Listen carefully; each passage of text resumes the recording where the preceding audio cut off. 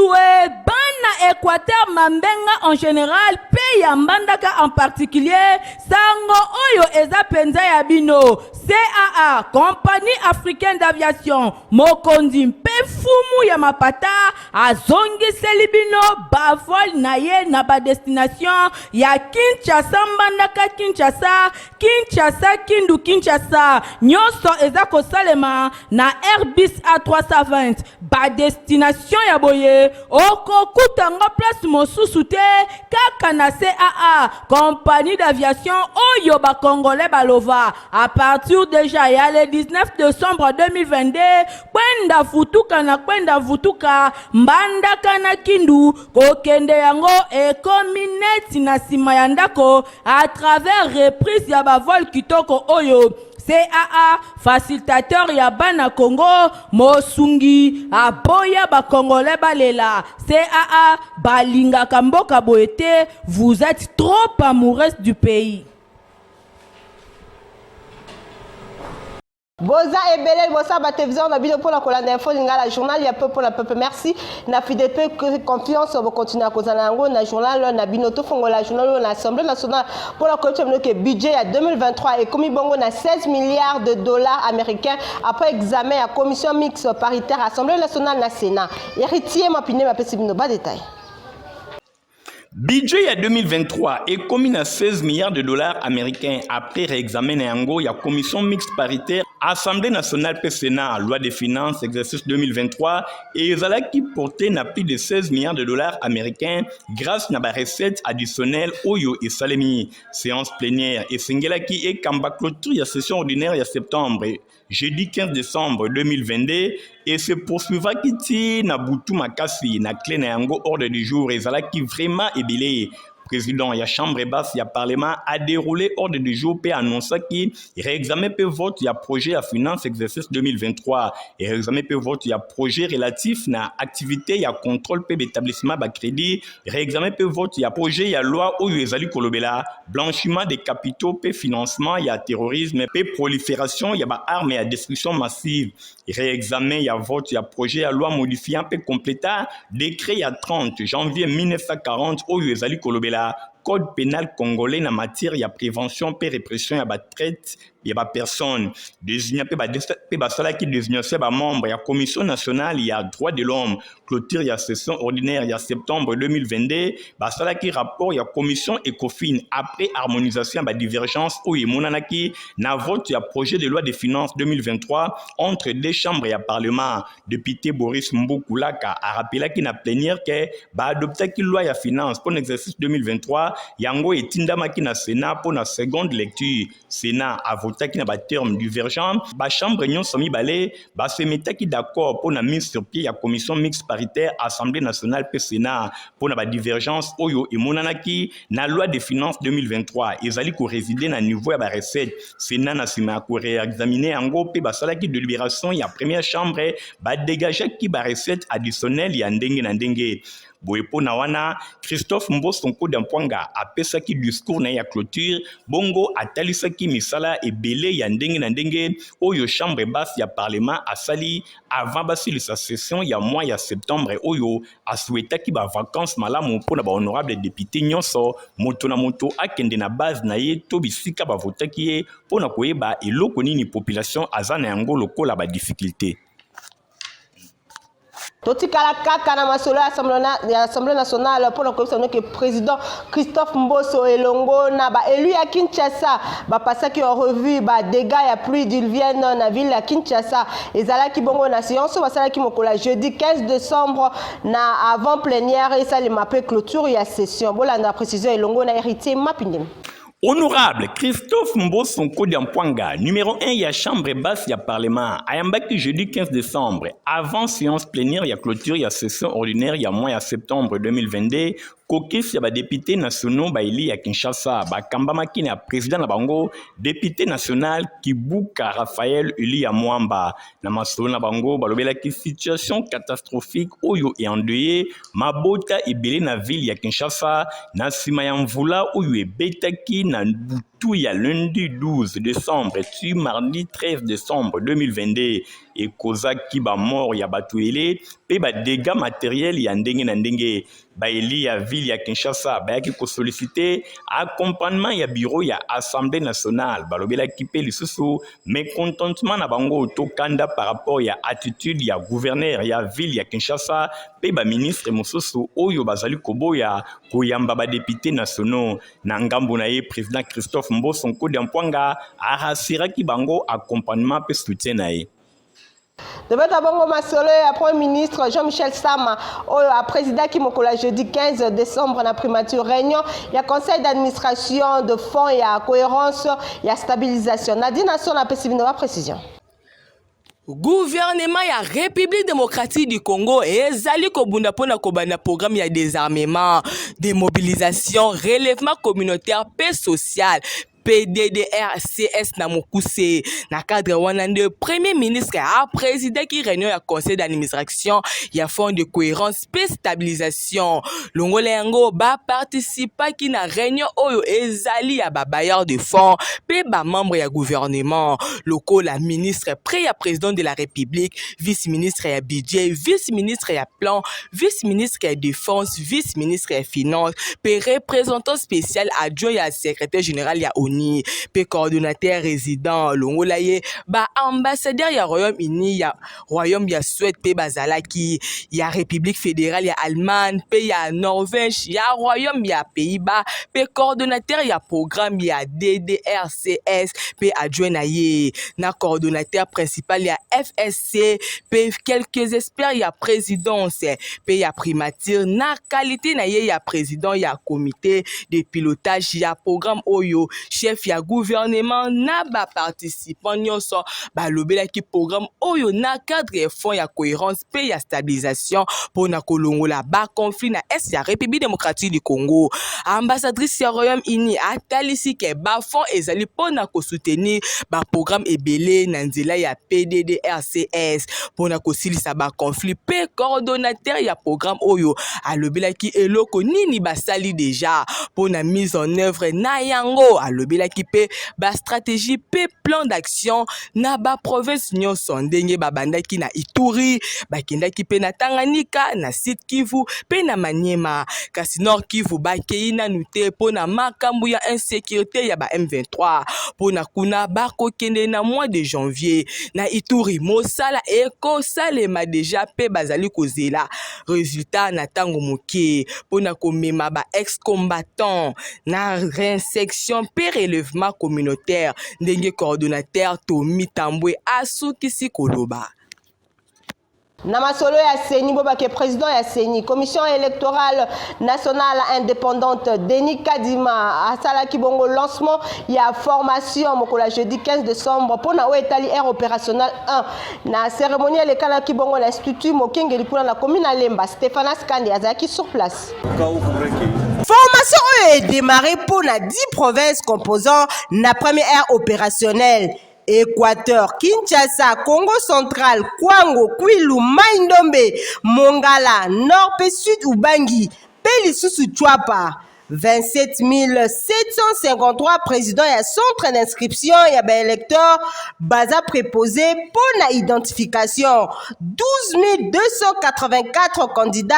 et opérateurs de saisie Pelisusu pour la kosukisa 12 159 préposés polyvalents. Session éco permettre na bango ba apprendre ba processus et opération identification paye enrôlement ya ba lecteur mais ya ko utiliser pe lisusu ba kit enrôlement ba panneau solaire pe ba matériel ya transmission. Président ya Seni Denis Kadima o ayaki ko lancer procédure o ya formation a expliqué que ba ko procéder na aménagement ya ba différents centres d'inscription pour na o etali identification pe enrôlement. Denis Kadima a sengi na bango ba maîtriser ba aspect nyonso ya formation na o eko banda bongo le 24 décembre. Numéro 1 ya centrale électorale a rappelé charge au bazui pour na intégrer ba innovation na o etali ba innovation ba améliorer ba aspect opération capitale pour la tenue effective ya scripteur oyo eza prévu na le 20 décembre 2023. Centre ya formation bosimbake ekofungama bongo de 7h tina ngonga ya 17h. Esengeli bango bazala bongo 1h avant ouverture pona ko respecter ma norme. Asengi na bango ba respecter serment. Bosimba ke ba participants ba kozala évaluer chaque jour et paye ba superviseur na bango. Oyo ba kozala bon improductif, ba kozala bon écarté. Occasion pona Denika Dima ya ko préciser que durée et actualisation ya fichier électoral eza bongo ya 30 jours. Ba kozala bongo na contact na plus de 20 millions d'électeurs oyo bazelami na ba centre d'inscription. Kana masolo etali président ya commission électorale nationale indépendante Senina Mukuse Mwalamboka Denika Dimaye asolola ki na madame Émilie Maltande oyo aza bon ambassadeur ya Royaume-Uni basolola ki bongo na oyo etali soutien ya mboka na ye na processus électoral. Une fois de plus Stéphane Skandi. Royaume-Uni a garantir soutien technique pour le processus électoral et pour les observateurs électoraux. Madame Émilie Maltan, ambassadeur du Royaume-Uni, ayaki kosololana président de la commission électorale nationale indépendante. Chef de la mission diplomatique, azalaki rassuré pour la bonne avancée du processus électoral. Président de la CENI a tiré en avant effort nyos o bazalaki ko conscientiser Tisiko na équipe na ye. Diplomate britannique a remarqué que Seni Azana ba avancé convenable pour na etali opération électorale. Pour ezala bongo transparente, crédible, pelisusu inclusif. A insisté na soutien ya mboka na ye pour l'engagement au bazui ya ko soutenir processus électoral. Président ya Seni azalaki na esengo ya koyoka ke Royaume-Uni a ko apporter soutien na ye pour na ba élection o eza prévu na décembre 2023. Troisième promotion, il y a école de guerre, il y a Kinshasa, ba salaki bongo visite mikololeki na province ya Congo central, Ming penza na base militaire ya Kitona. Stéphane Skande azaki sur place na héritier Mapindemi. Ba stagiaire, il y a troisième promotion, il y a école de guerre, il y a ville ya Kinshasa, ba salaki visite samedi 2 décembre 2022 na base militaire ya Kitona na province ya Congo central. Et pa wapi ba visitaki quelques écoles oyo ezwamikuna na base militaire ya Kitona. Après avoir coupé sa civilité et pas ya commandant ya base Ilunga Kampete Ndenasima, matinée scientifique P ezalaki organisé na Institut supérieur de navigation et de pêche na thème les engins sécuritaires et problématiques de la défense populaire na tango ya agression ya République démocratique du Congo. Général Godefroy Mouland a précisé. Nous avons choisi d'abord le Congo central, compte tenu de la position géostratégique de Mwanda. Et nous avons préféré co-animer cette matinée scientifique avec l'Institut supérieur de navigation et de pêche parce qu'ils sont des professionnels dans la protection des eaux. Et nous voulions voir dans la géopolitique et la géostratégie des eaux, qu'est-ce qu'ils en disent. Et comme vous comprenez, ce sont des modules qui se donnent à l'école de guerre. Mais nous sommes descendus pour que les apprenants puissent comprendre quelle est la vision des hommes du terrain et les scientifiques. Je peux dire que je me sens vraiment heureux parce que les objectifs pédagogiques ont été atteints. Nangambu na épée professeur Mavwemba, DG ya ICNP, Aloba Kiboui. Nous, un honneur, je l'ai toujours dit, l'école navale, c'est une pépinière de l'armée, une arrière-garde de l'armée. Maintenant que le général est venu nous découvrir, j'ose croire vraiment que les choses vont changer chez nous et que même nos étudiants vont comprendre qu'ils ne sont pas n'importe quel étudiant. Bosimba Kemobembo Oyo, yaba étudiant en enseignement militaire et Kozalati le 13 décembre 2022 et Paiwapi 24 officiers Mobimba Baouti na ba différents pays d'Afrique bako profiter na occasion pour na kosangisa théorie na pratique Oyo bazali koyekola.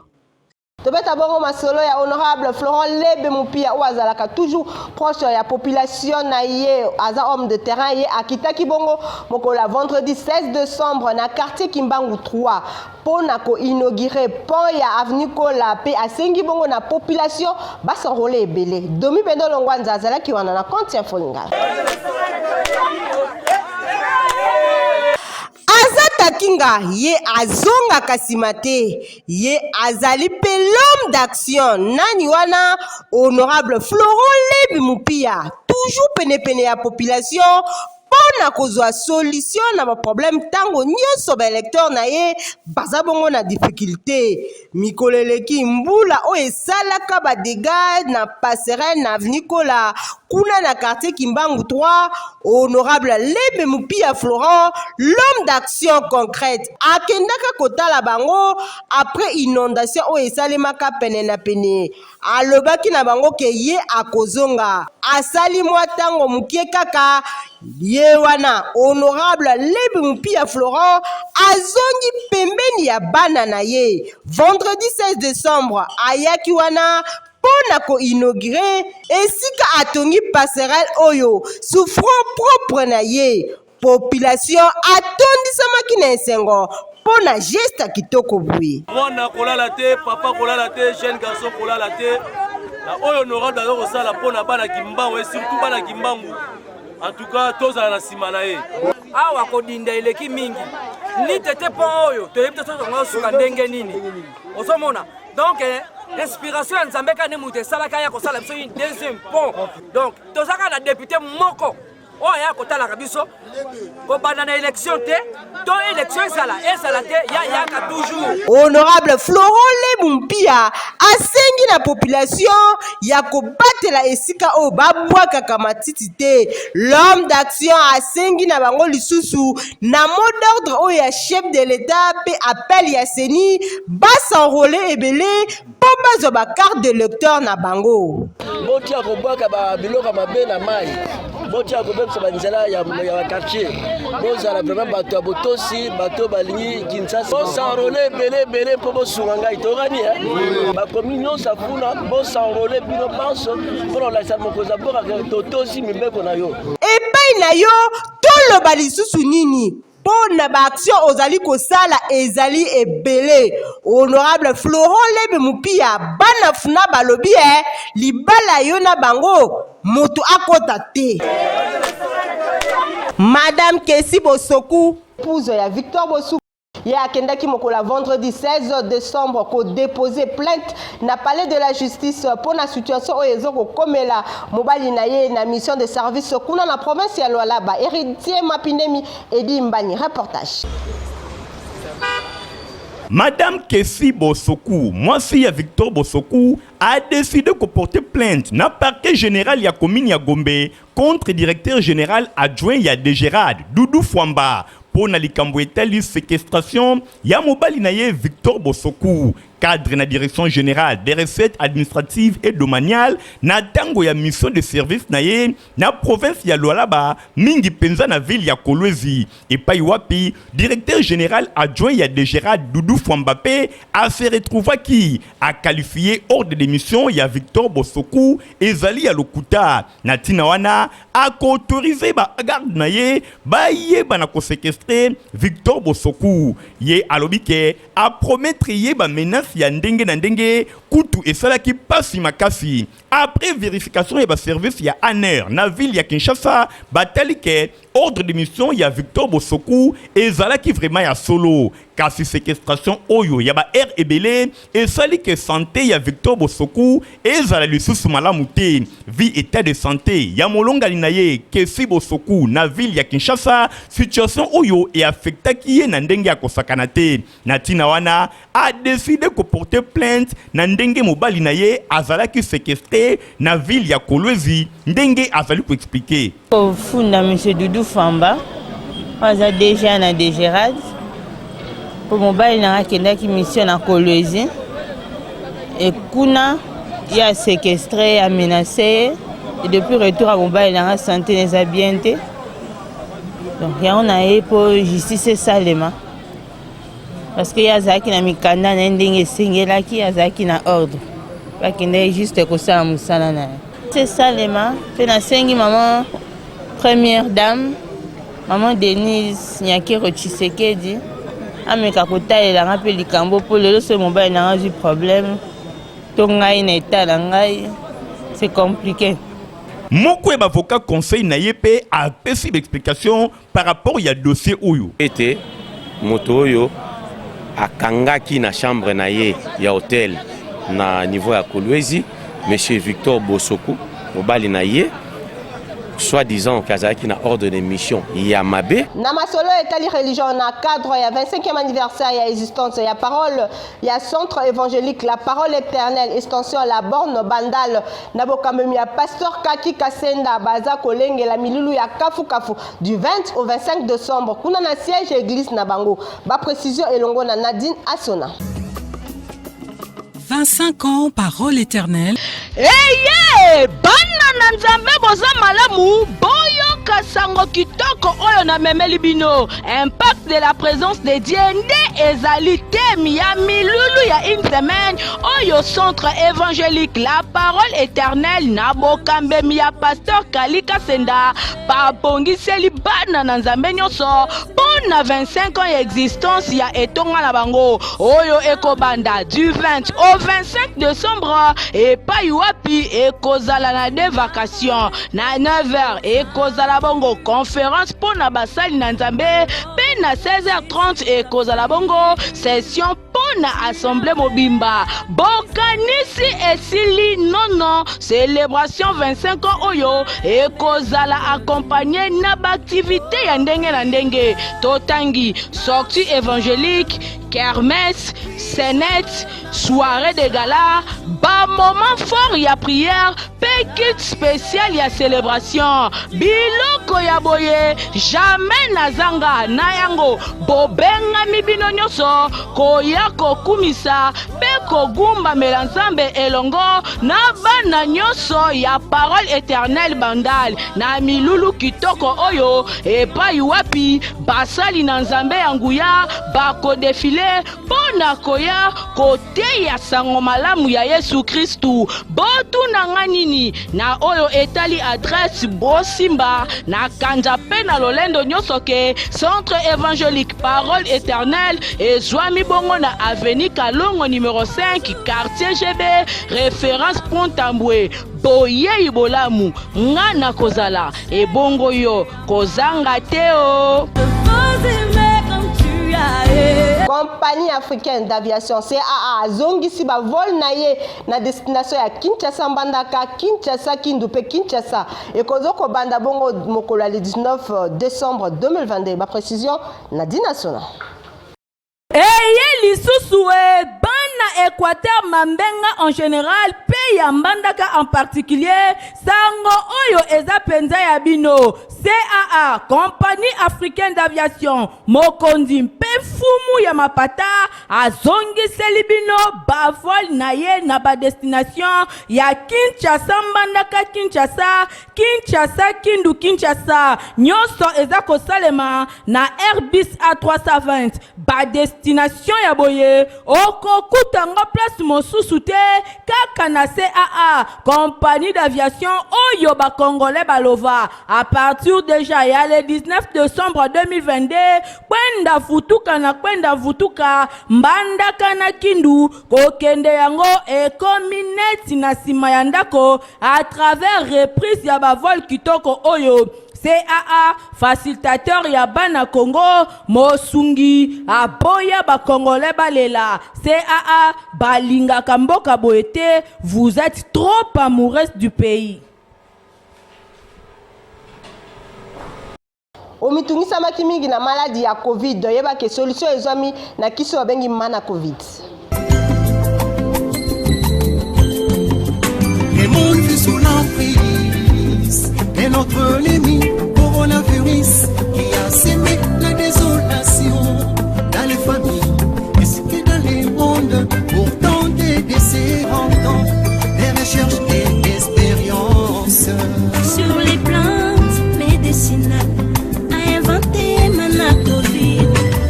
Viens éradiquer désormais adieu coronavirus. Vive le mana Covid et puissant médicament de rêve contre le coronavirus.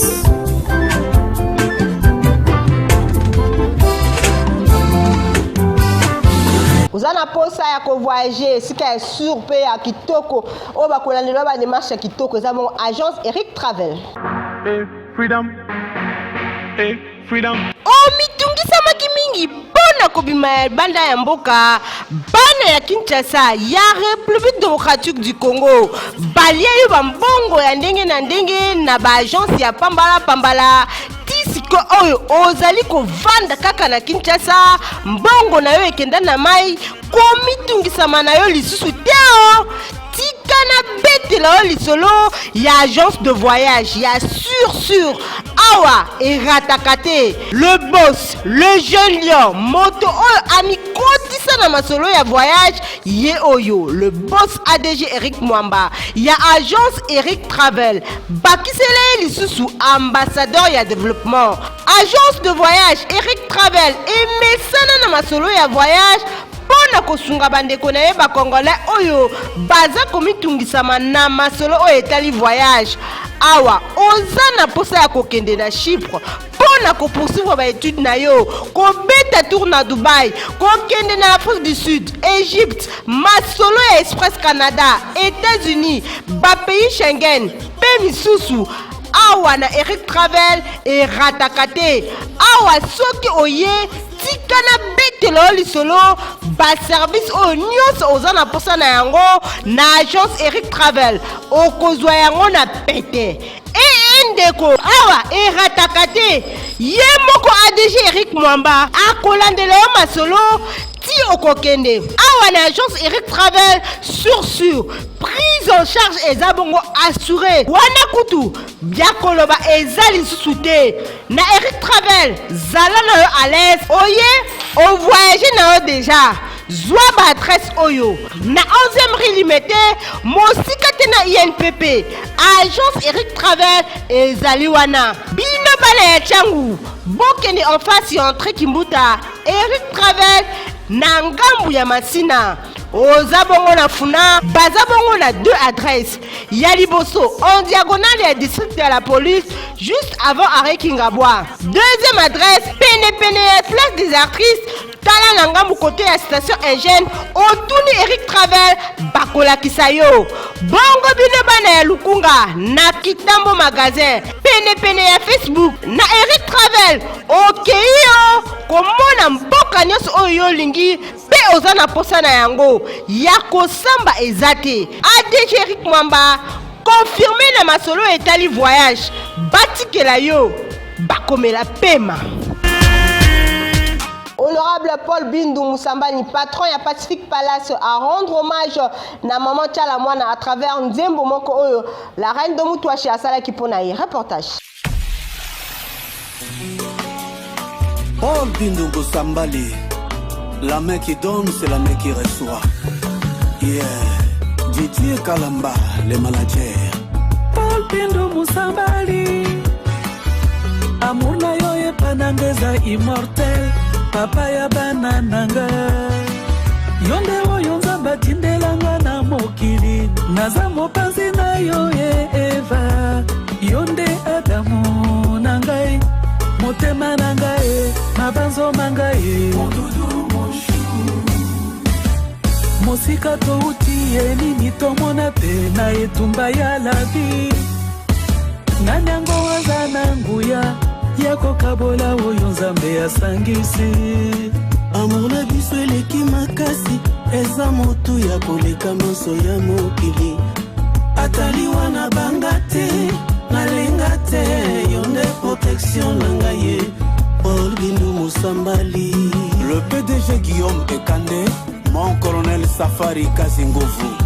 bozalaki ebele mpona kolanda info lingala journal ya peuple la peuple bosepelaki nango obesa merci na Igor Tingi azalaki na nsima ya caméra Fabrice Lundomi Christian Kangebeni na montage héritier mapindemi ya superviseur ki journal oyo coordination esimamaki epa Stéphane Skandi nga na bino topesani rendez-vous mikolo ezali koya au revoir eye lisusu bana Équateur Mambenga en général pe ya mbandaka en particulier sango oyo eza penza ya bino CAA compagnie africaine d'aviation mokondi mpe fumu ya mapata azongiseli bino bavol na ye na ba destination ya Kinshasa mbandaka Kinshasa Kindu Kinshasa nyonso eza kosalema na Airbus A320 ba destination ya boye oko kutango place mosusu te kaka na CAA compagnie d'aviation oyo ba congolais balova à partir déjà ya le 19 décembre 2022 kwenda vutuka mbandaka na kindu kokende yango ekomi neti na sima ya ndako à travers reprise ya bavol kitoko oyo CAA facilitateur ya bana Congo mosungi aboya ba congolais balela CAA balinga kamboka boete vous êtes trop amoureux du pays.